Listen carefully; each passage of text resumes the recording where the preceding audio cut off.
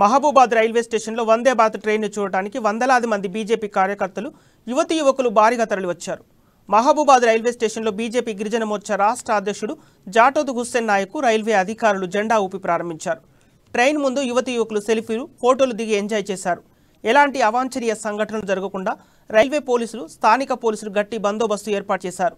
మారుతున్న సమాజానికి అనుగుణంగా టెక్నాలజీ అభివృద్ధి చేస్తూ స్వదేశీ పరిజ్ఞానాన్ని ప్రోత్సహిస్తున్నామని ప్రధాని మోదీకి హుస్సేన్ నాయక్ ధన్యవాదాలు తెలిపారు.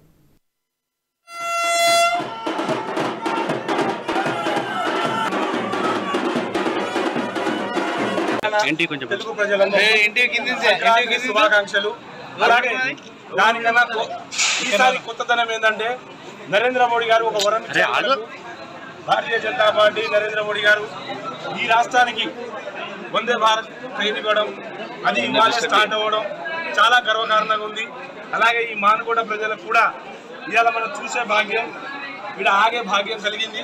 అలాగే రాబోయే కాలంలో ఖచ్చితంగా వందే భారత్ ట్రైన్ని ఈడ కూడా ఆగేటట్టు ఖచ్చితంగా కేంద్ర ప్రభుత్వం వరకు తీసుకెళ్లి రైల్వే మినిస్టర్తో ఇది చేసేటట్టు కోషిష్ చేస్తా. అలాగే ఎన్నో మాటలు అంటూనే ఉంటారు. భారతదేశం ముందే నడిచింది. ముందు 60 సంవత్సరాల్లో జరగలేని ఈ 9 సంవత్సరాల్లో చాలా మార్పులు వచ్చినాయి.